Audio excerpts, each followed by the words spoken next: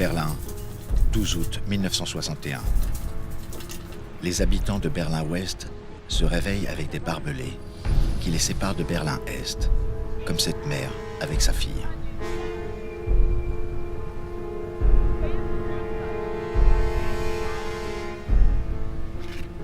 Les soldats de l'Allemagne de l'Est construisent un mur pour séparer leur ville de la partie occidentale, occupée par les Alliés.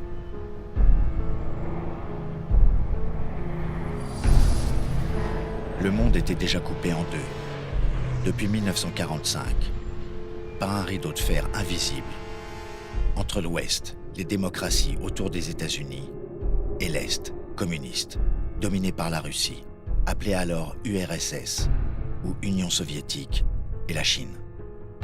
L'arme nucléaire a empêché l'affrontement global, mais cet équilibre de la terreur a entraîné des conflits localisés, comme en Indochine en 1946 ou en Corée en 1950. Et maintenant, à Berlin. C'est un état de guerre entre l'Est et l'Ouest qui peut, à tout instant, basculer dans l'apocalypse.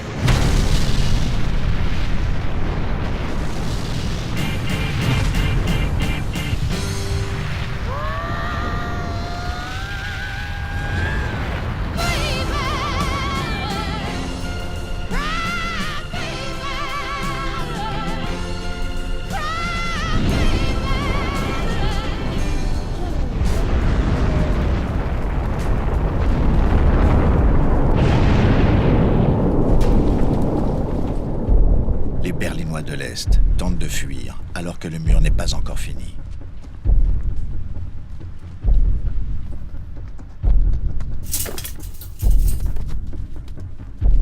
L'un d'entre eux témoigne, caché. En ce moment-là, j'ai compris, je crois bien que j'ai compris pour la première fois vraiment ce mot, la liberté, ce que veut dire la liberté. Les chars bulldozers américains avancent. Vont-ils détruire le mur ?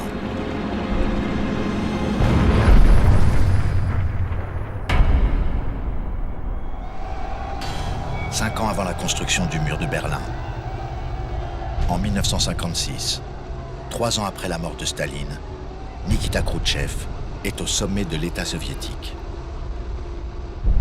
Khrouchtchev est un paysan ukrainien, commissaire politique pendant la guerre civile russe. Il a gravi les échelons du parti, homme de main de Staline. Il a affamé l'Ukraine. Pendant la Deuxième Guerre mondiale, il a été impitoyable sur le front de Stalingrad. Mais Khrouchtchev va étonner le monde. Comme son prédécesseur Beria, il ressent la nécessité de sauver le régime à l'économie chancelante.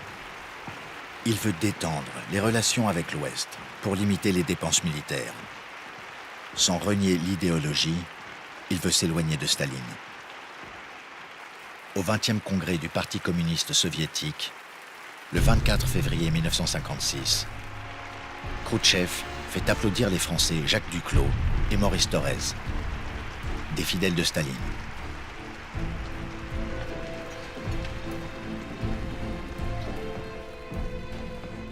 Soudain, c'est la lecture par Khrouchtchev d'un rapport secret qui dénonce les crimes de Staline. Cette nouvelle stupéfiante éveille des espoirs de liberté dans les pays de l'Est colonisés par les Russes, comme en Pologne et surtout en Hongrie. À Budapest, à l'automne 1956, les étudiants hongrois commencent par manifester pacifiquement. Parmi eux, une jeune fille, restée anonyme, témoigne. J'ai vu un des jeunes expliquer à la foule que la radio ment, que les insurgés ne veulent pas rétablir l'ancien régime. Ils veulent un socialisme démocratique, des élections libres, le retrait de l'armée soviétique, l'abandon du russe obligatoire dans les écoles. Et ils marchent vers le Parlement, en chantant la Marseillaise, pour nous, les Hongrois. Ce n'est pas seulement l'hymne national français, c'est le chant sacré de la liberté, interdite par le régime stalinien. Elle jaillit de tous les poumons, avec un enthousiasme sans borne. Le jour de gloire est arrivé. Moscou ne peut pas l'accepter. Après d'intenses débats internes, Khrouchtchev décide d'intervenir par la force en Hongrie. L'enjeu paraît tellement vital que la question de la réaction occidentale passe au second plan. Les élites ne s'entretuent plus, mais refusent tout changement.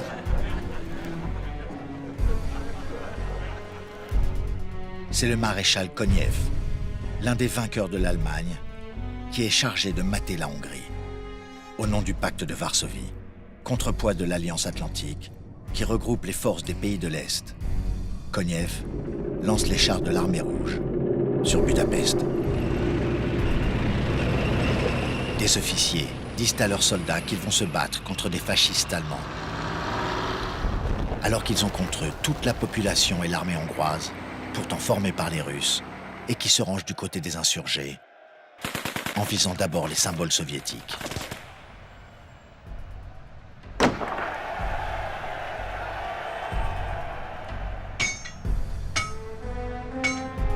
Le 23 octobre 1956, c'est le soulèvement armé de toute la population de Budapest.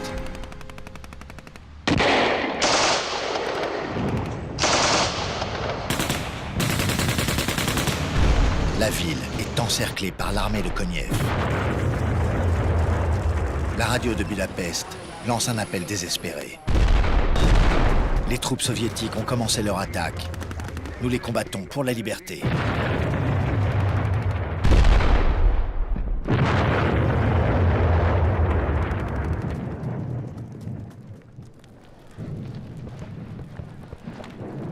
2500 civils et militaires hongrois et 800 soldats soviétiques meurent dans ces quelques jours de combat.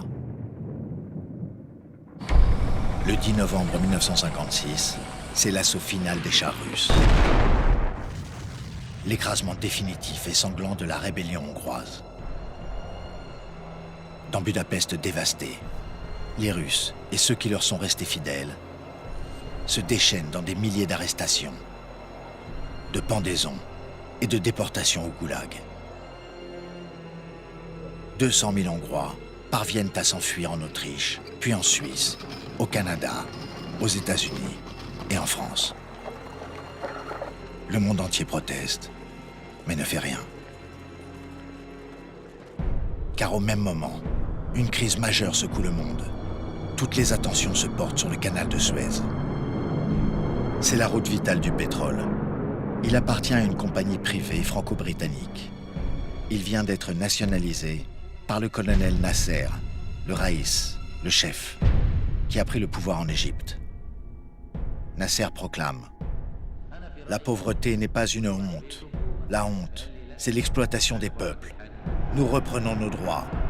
Le canal est la propriété de l'Égypte. »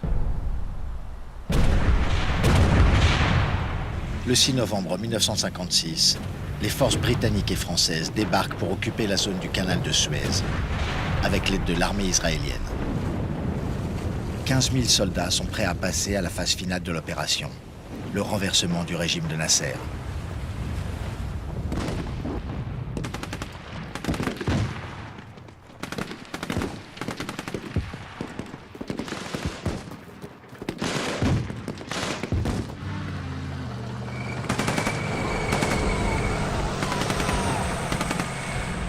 Soudain, l'ordre arrive. Arrêtez les hostilités.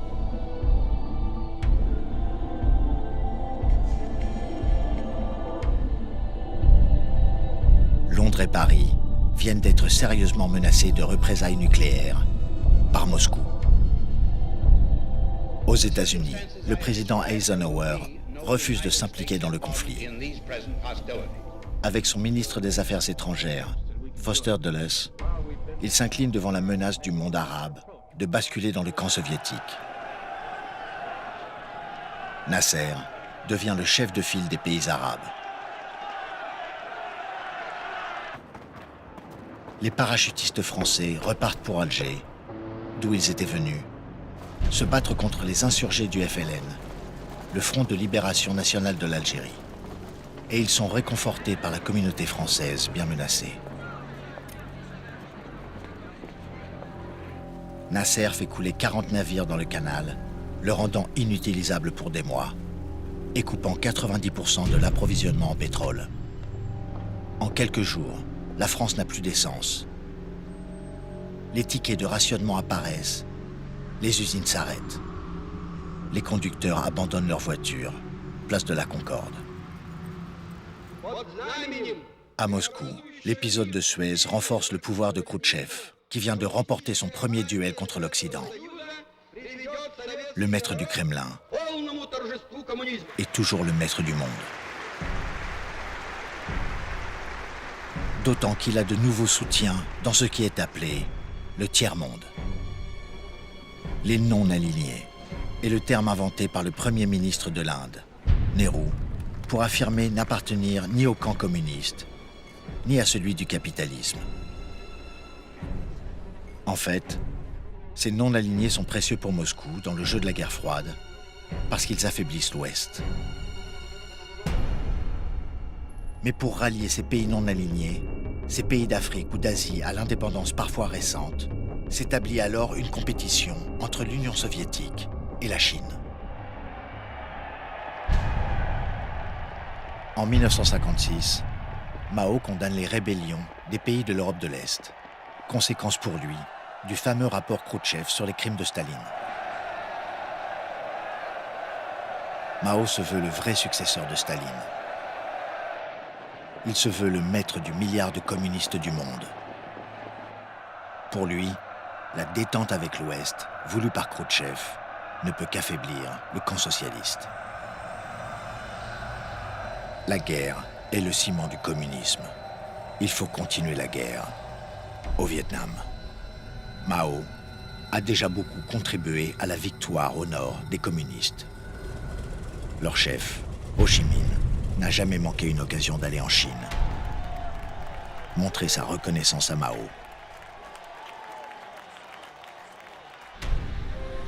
Et en Union soviétique, montrer sa reconnaissance au Politburo.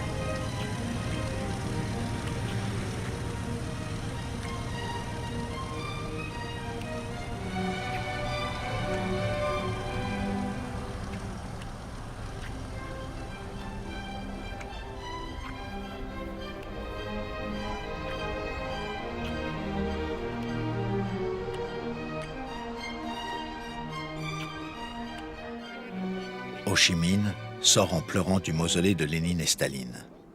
Khrouchtchev dira « Ho Chi Minh est réellement un des saints du communisme. »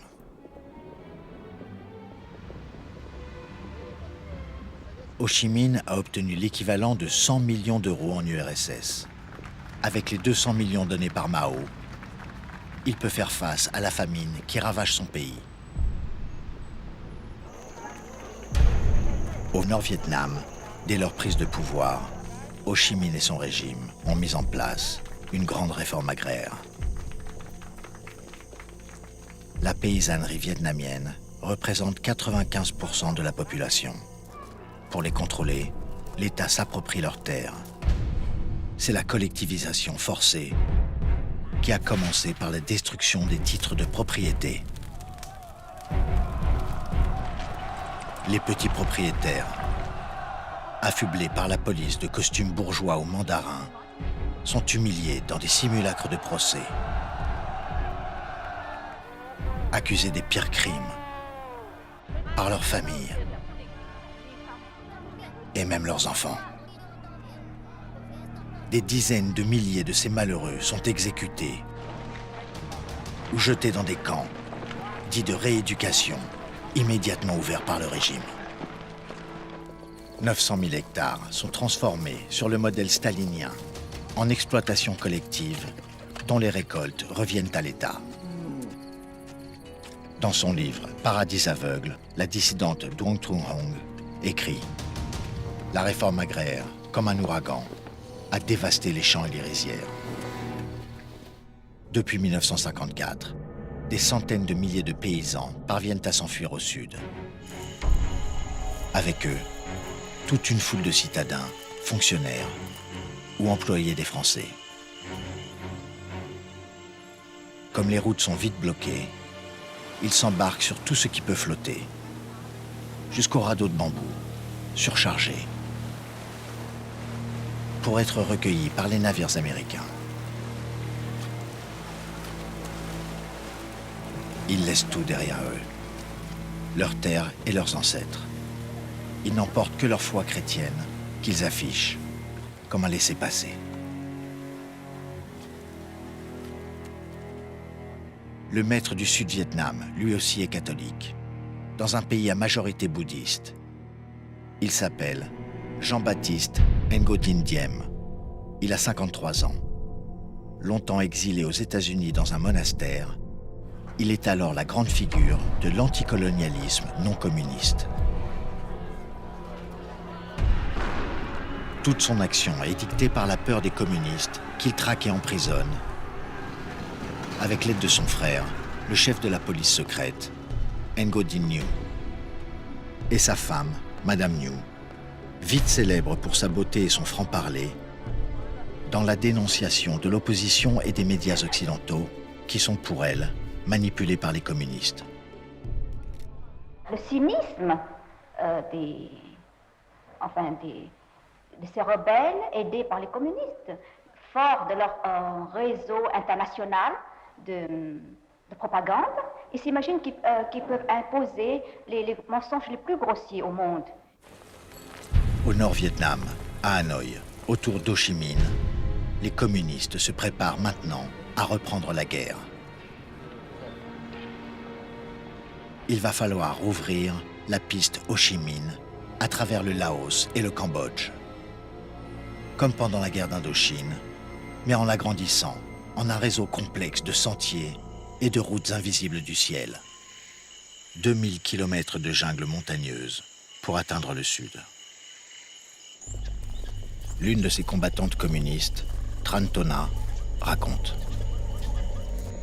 La forêt est d'une densité étouffante. Couper une liane, il en pousse 10 autres. Tailler un chemin, il aura disparu le lendemain. C'est une sensation étrange de défier ainsi la nature.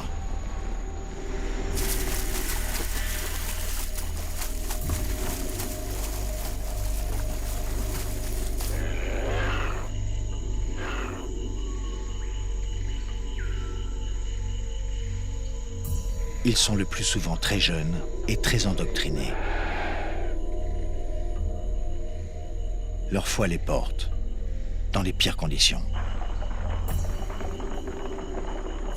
Leurs ennemis capitalistes leur donnent vite un surnom. Viet Cong, Coco Viet. Tout le long de la piste, ils disposent des pièges pour sécuriser autant que possible leur difficile chemin, comme leurs aînés, mais avec encore plus d'imagination et de cruauté.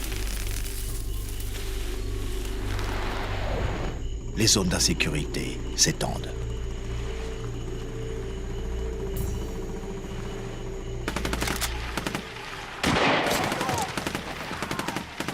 Un de leurs chefs, le capitaine Ba, témoigne. Les villageois savent que nous tenons leur vie entre les mains. 1 ou 2 morts suffisent pour qu'ils soient obéissants. S'ils essayent de fuir, nous les tuons. Eux et leurs familles. Les survivants reçoivent l'attention de Diem, le président du Sud-Vietnam, qui réclame un accroissement de l'aide des États-Unis. Les premiers conseillers militaires américains arrivent. La machine infernale est enclenchée. Les soldats du Sud ont bientôt les moyens et les capacités de répondre aux Viet Cong. Ils ne leur font pas de cadeaux quand ils parviennent à les débusquer.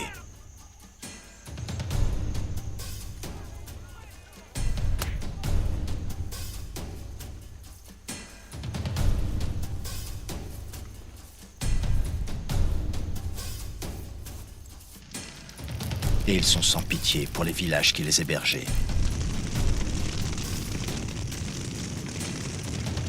Cette répression alimente la haine. Tout cela dans le climat encore très insouciant des grands hôtels de Saigon.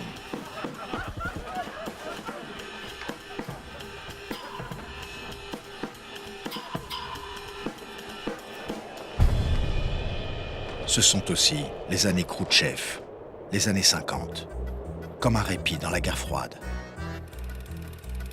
L'URSS commence par s'ouvrir timidement au tourisme et aux caméras d'amateurs. Le magazine du syndicat CGT de Renault, L'Écho des métallos, sous le titre « Un forgeron de Renault visite l'URSS », écrit « Le forgeron ici travaille 6 heures par jour et il a sa retraite à 55 ans. L'URSS est le paradis sur terre des forgerons. »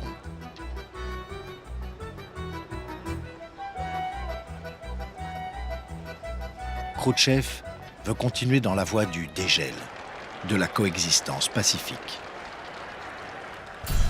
Et en juillet 1959, les Russes sont sidérés de voir arriver le vice-président des États-Unis, Richard Nixon. Il est invité à inaugurer à Moscou la première exposition de produits américains. Khrouchtchev commence par boire du Pepsi-Cola, interdit en URSS. Ce puissant signe de détente annonce-t-il un renoncement à la guerre froide? Au contraire, les Soviétiques ne sont pas prêts à abandonner leur idéologie. La conquête de nouveaux pays, les progrès militaires et spatiaux autorisent Khrouchtchev à parler haut et fort aux représentants du capitalisme dans un dialogue très inattendu.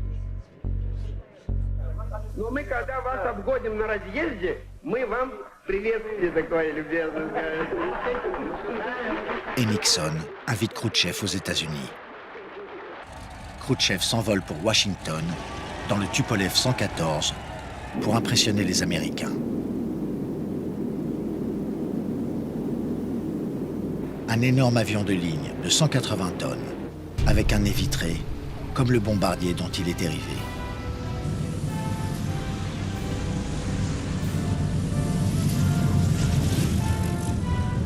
Les Américains aussi sont sidérés. Les deux drapeaux côte à côte. L'hymne soviétique par l'orchestre de l'US Air Force. Un accueil chaleureux de leur président, le général Eisenhower. La revue des Marines et deux hommes qui cherchent à donner l'image de la bonne volonté. Our common purpose should be, as always, a just, universal and enduring peace. It is in this spirit, Mr. Chairman, that I greet you and welcome you to Washington and to the United States. Quand l'épouse de Khrouchtchev, Nina, se glisse dans la Lincoln présidentielle, Eisenhower a un instant d'hésitation. Et les trois vont affronter une foule curieuse et d'abord hostile. Le journaliste David Garroway résume assez bien la situation. Nous ne l'avions jamais encore vu d'aussi près. Son physique rondouillard ne colle pas avec la vision du dictateur le plus puissant du monde. Comment cet homme bedonnant, au visage clownesque, est-il arrivé à ces sommets de pouvoir? En réalité, Khrouchtchev s'est composé ce personnage pour tromper l'ennemi, envoyer des messages, sans rien abandonner des principes. Par exemple, il a apporté tout sourire à Eisenhower et son vice-président Nixon une sonde spatiale du type de celle qu'il a fait envoyer la veille sur la Lune. Eisenhower est jaune. Il est mortifié par la série lamentable d'échecs des fusées américaines qui sont encore loin des vols habités.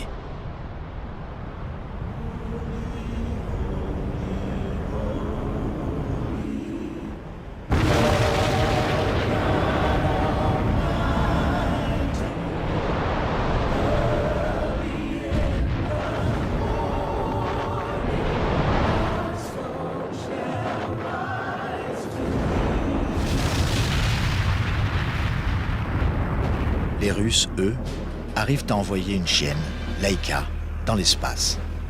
Ce qui prouve qu'un jour, ils pourront envoyer un homme, un satellite, une bombe. L'équilibre de la terreur est dangereusement mis en cause.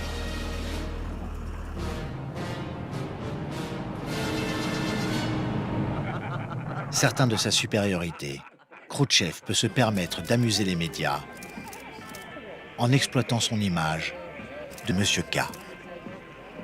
Bonhomme et rassurant. Il visite Hollywood où il est convié à un grand dîner télévisé avec les moyens techniques de l'époque. Toutes les stars sont là pour voir la bête curieuse venue du froid, comme Frank Sinatra, David Niven, Tony Curtis et surtout la reine de Hollywood et du monde, Marilyn Monroe. Qu'attendez-vous de ce dîner, lui demande le présentateur. Qu'il soit intéressant, répond Marilyn. Ce qui va être le cas quand Khrouchtchev se fâche. Et puis on vient me dire que je ne pourrais pas aller dans cette petite ville. Comment s'appelle-t-elle déjà? Oui, c'est bien ce que je disais. Les autorités viennent de lui refuser d'aller à Disneyland. Et pourquoi ne puis-je y aller? Y aurait-il là-bas une base de lancement de fusées? Mais je ne sais pas, moi. On me dit que je ne peux pas y aller parce que, écoutez-moi. Mais écoutez-moi bien. Parce que les autorités américaines ne peuvent pas y garantir ma sécurité.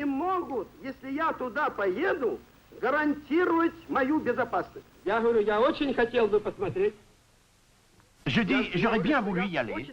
Je dis, j'aurais bien voulu y aller et voir. Khrouchtchev ne verra pas Dumbo, l'éléphant volant, ni les tasses tournantes d'Alice au pays des merveilles. Walt Disney, l'immortel créateur de Mickey, a lui-même refusé que ce rouge puisse mettre les pieds dans son royaume.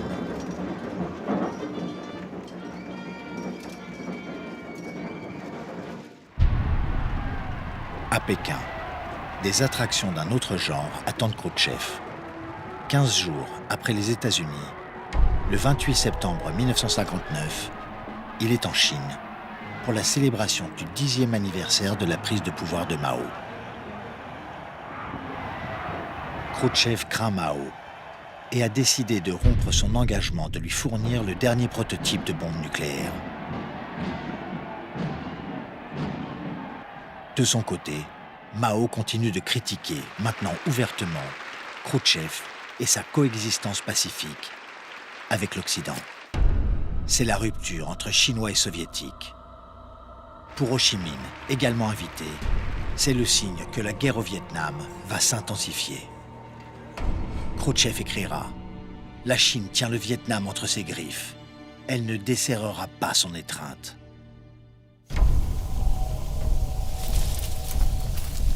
Le Nord-Vietnam communiste entraîne son armée pour la conquête du Sud.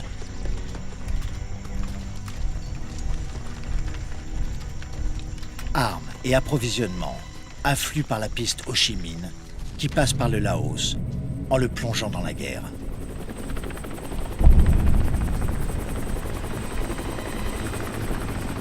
L'engrenage est toujours le même. Les conseillers militaires américains ont dans leur rang maintenant les redoutables bérets verts qui viennent entraîner la jeune armée laotienne. Les bérets verts font partie des forces spéciales de l'armée américaine, créées dans les années 50 avec l'aide d'experts français de la contre-guérilla vainqueur de la bataille d'Alger.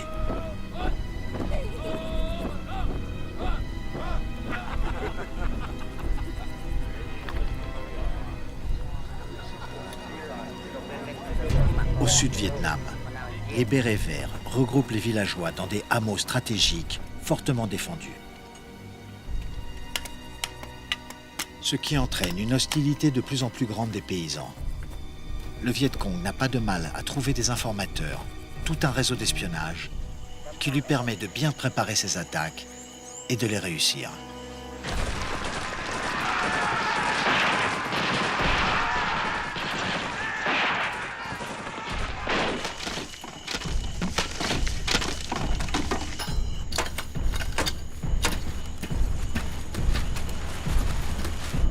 Et les bérets verts commencent à se méfier de cet ennemi insaisissable.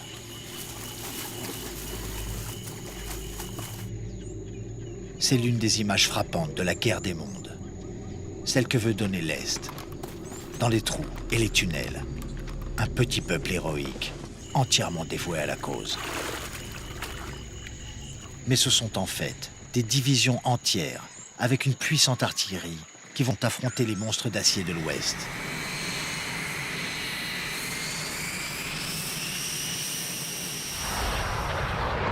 L'avion de reconnaissance Lockheed U-2 survole régulièrement l'Union soviétique à plus de 20 000 mètres d'altitude. Un record. Ce qui le met à l'abri des canons antiaériens. Il peut photographier en toute impunité les sites de fusées balistiques russes. Très vite repéré par les radars soviétiques, mais trop haut pour être abattu.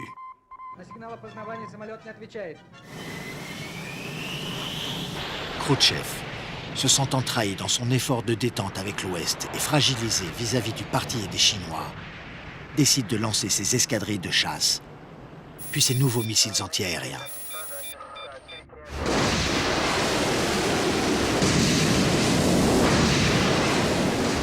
Les missiles soviétiques commencent par abattre leurs propres chasseurs qui se rapprochaient de l'U-2, mais ils finissent par toucher l'avion américain.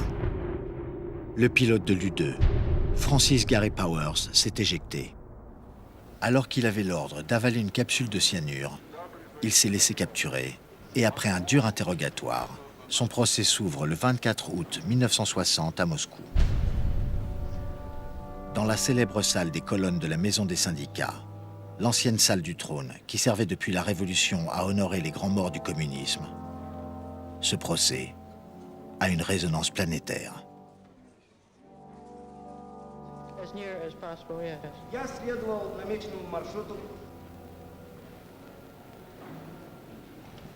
L'avocat général demande à Powers « Reconnaissez-vous votre culpabilité ?» Je crois que oui. Qui vous a donné l'ordre? Mon commandant d'unité. Il dira pour sa défense: je suis un être humain.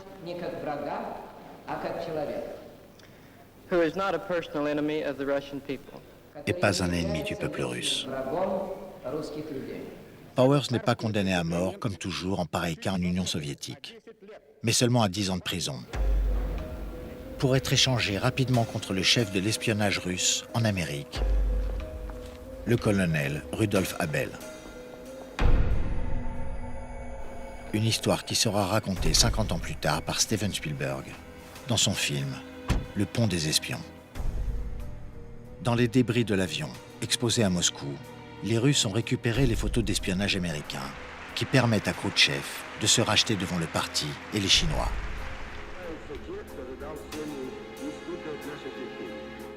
À l'ONU, l'ambassadeur américain Cabot Lodge montre alors le sceau des États-Unis de l'ambassade à Moscou, qui est truffé de micros. Preuve que l'espionnage sévit dans les deux camps. Des films secrets de la CIA montrent alors les filatures, les écoutes. Toute cette lutte contre l'ennemi implacable, le KGB, le service de renseignement soviétique, aidé par une multitude de sympathisants.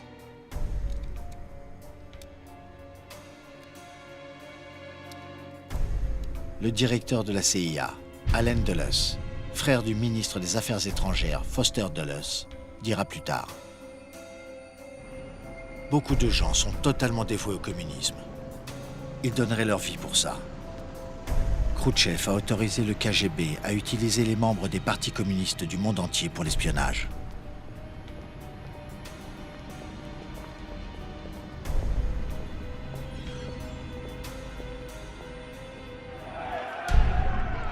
En novembre 1960, Khrouchtchev suit attentivement les élections américaines entre le jeune et brillant sénateur démocrate John Kennedy et le vice-président républicain Richard Nixon.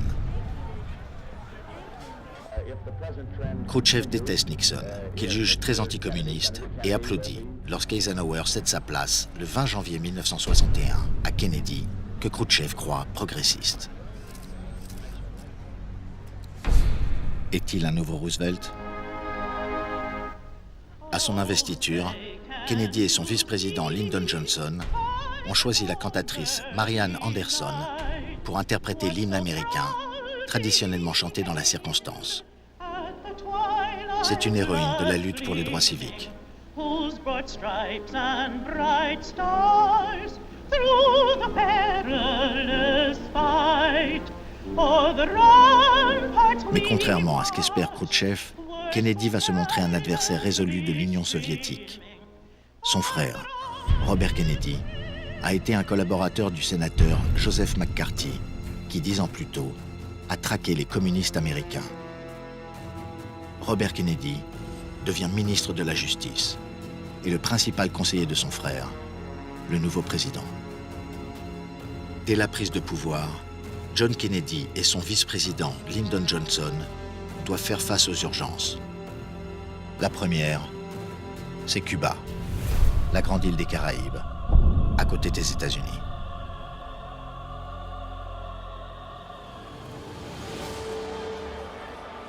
Deux ans plus tôt, le 3 janvier 1959, Fidel Castro et ses guerrilleros étaient entrés triomphalement à La Havane.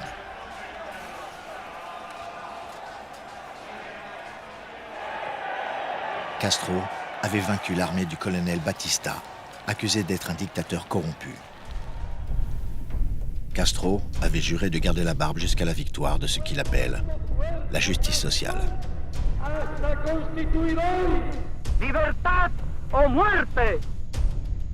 La barbe était devenue le signe des révolutionnaires et Che Guevara, l'idole de la jeunesse.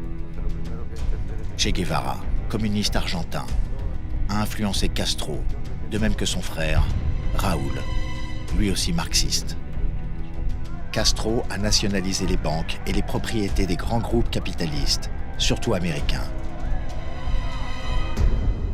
Et Che Guevara a fait fusiller des centaines d'opposants.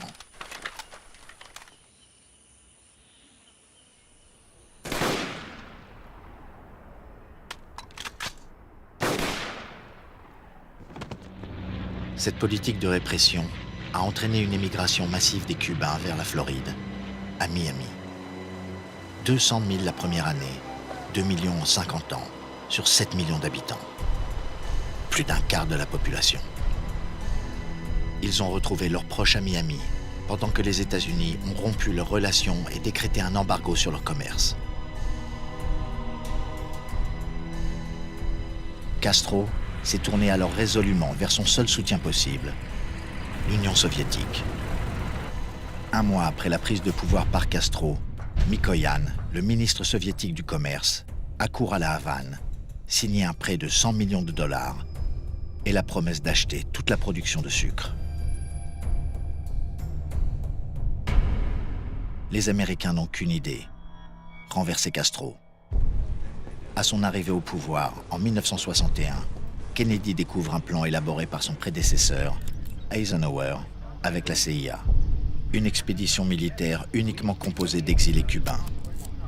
Ils doivent débarquer, rallier la population et appeler l'Amérique à l'aide. Kennedy approuve ce plan. Il choisit le lieu du débarquement. Une plage à 200 km de La Havane, la baie des Cochons, du nom d'un poisson local. Le 17 avril 61, 1400 Cubains anticastristes débarquent. Castro réunit toutes les forces dont il dispose. Une centaine de milliers d'hommes déterminés et quelques chars.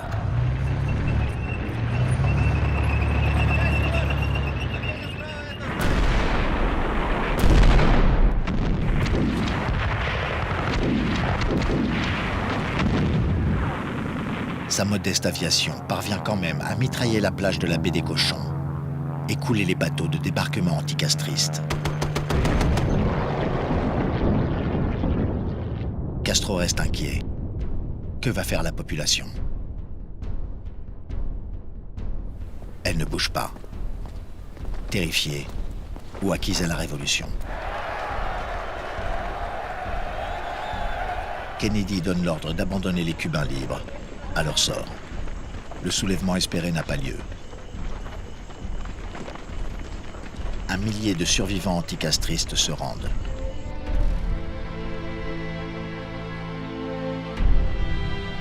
Ils seront échangés plus tard par Cuba contre des médicaments. 3 mois seulement après son investiture, Kennedy vient de connaître, avec l'échec de la baie des Cochons, un terrible revers. Il craint le pire. Il dit « Nous avons essayé d'avancer sur Cuba, alors Khrouchtchev va avancer sur Berlin. » Berlin reste le grand nœud de la guerre froide. 3 millions d'Allemands de l'Est sont déjà passés à l'Ouest, par Berlin.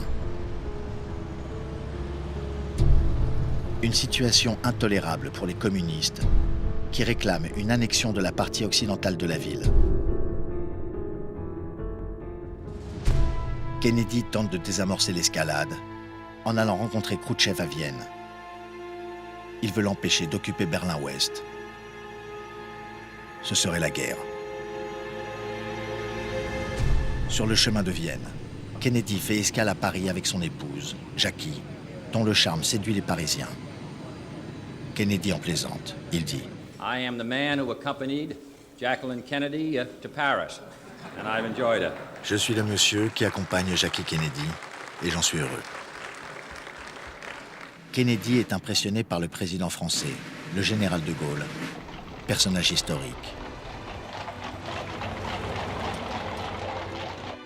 De Gaulle lui conseille la fermeté sur Berlin. Jackie Kennedy, elle, n'aime pas de Gaulle. Elle dira « C'est un type venimeux ». Mais elle joue bien son rôle. D'origine française, son nom de jeune fille est Jacqueline Bouvier. Elle connaît Paris et les usages. Dès le lendemain, lorsque la grande rencontre a lieu à Vienne, Kennedy sent bien qu'il est en état d'infériorité, 2 mois à peine après le désastre de la baie des Cochons. Khrouchtchev, au contraire, est renforcé par son succès planétaire avec l'envoi du premier homme dans l'espace, Youri Gagarin.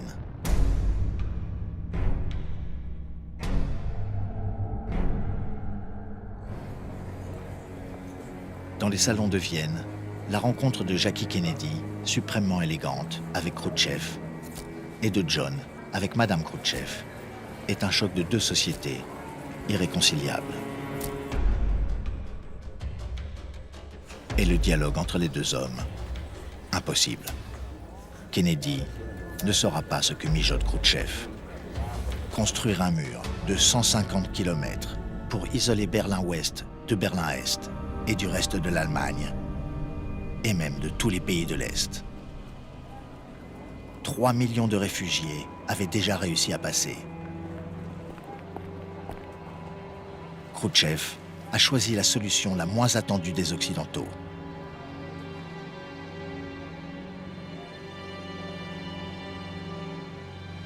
Un diplomate français, Henri Froment-Meurice, raconte « Nous avions tout prévu, sauf le mur, parce qu'il est difficile aux démocraties d'imaginer les actes auxquels peuvent se livrer les dictatures.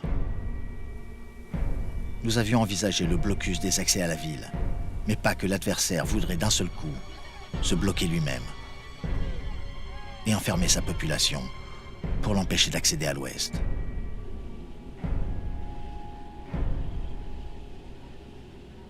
Mais c'est aussi un soulagement pour les Occidentaux. Berlin enfermé, c'est mieux qu'annexé par les Russes.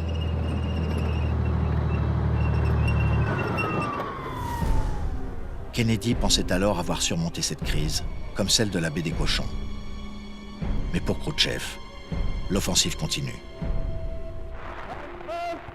Il rend hommage à la révolution cubaine et dit « Maintenant nous allons mettre un hérisson dans le slip de l'Amérique ». Avec Castro, il décide de faire installer des missiles nucléaires à 200 km des côtes américaines. 13 octobre 62, un avion de reconnaissance américain rapporte de Cuba des photos de sites de missiles balistiques russes. Il pourrait atteindre les villes américaines en quelques minutes. Ces missiles sont si proches que toute riposte est impossible, alors que la dissuasion nucléaire est fondée sur le temps que mettent les fusées de l'adversaire à frapper.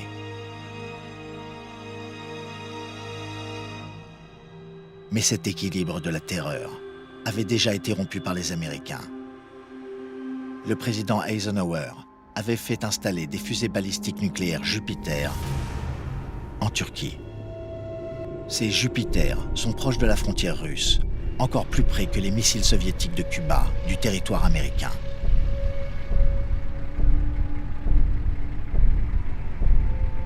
Cette situation intolérable pour les dirigeants de Moscou a poussé Khrouchtchev à mettre Kennedy dans la même situation. Kennedy alerte l'ONU, saisit le Conseil de sécurité, fait montrer les photos de la construction des sites de fusées. Les Américains sont convoqués. Leur président va leur parler. I call upon Chairman Khrushchev to halt and eliminate this clandestine, reckless and provocative threat to world peace.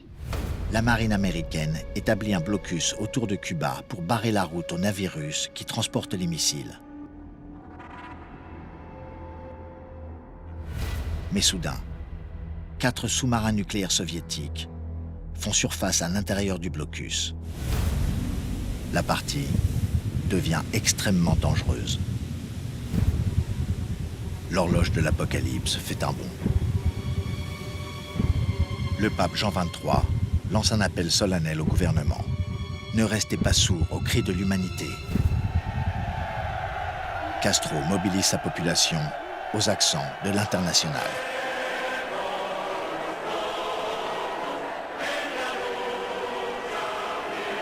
Les pays frères relayent bruyamment les slogans pour soutenir Castro. Sur les plages de Floride, les Américains renforcent leur défense, concentrent des troupes et mettent leur aviation en alerte maximum.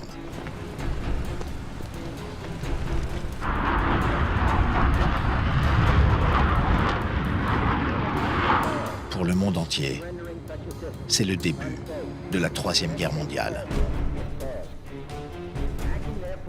Le réflexe universel est de constituer d'urgence des réserves alimentaires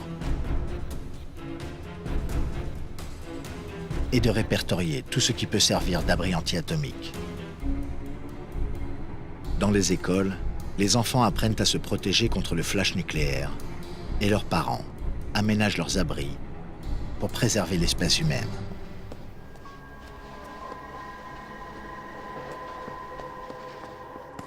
Après 10 jours de négociations secrètes, comme cette partie de badminton entre le ministre des Affaires étrangères américain Dean Rusk, Khrouchtchev gagne en obtenant le démantèlement des missiles américains Jupiter de Turquie.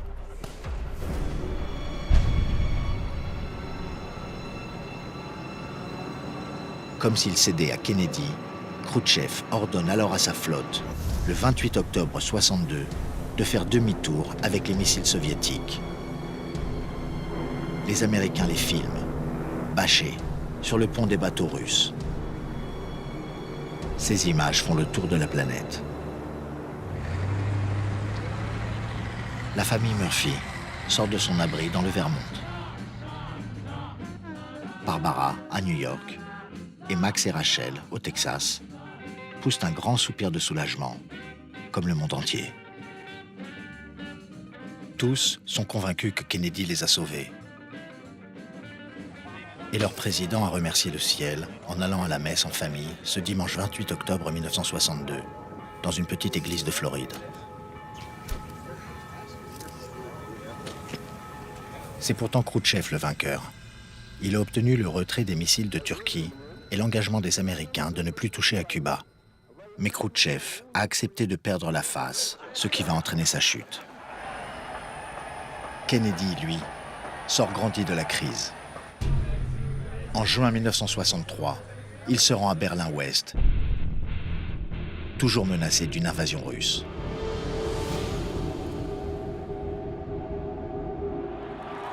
Kennedy prononce alors son discours le plus direct, le plus explicite. 2,000 years ago, the proudest boast was Civis Romanus Sum. Today, in the world of freedom, the proudest boast is Ich bin ein Berliner.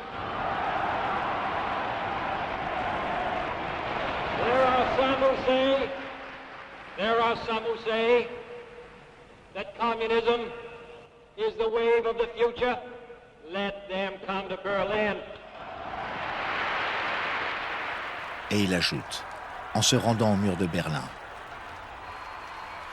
notre démocratie n'est pas parfaite, mais nous n'avons jamais eu besoin d'ériger un mur pour empêcher notre peuple de s'enfuir. Le mur fournit la démonstration éclatante de la faillite du système communiste.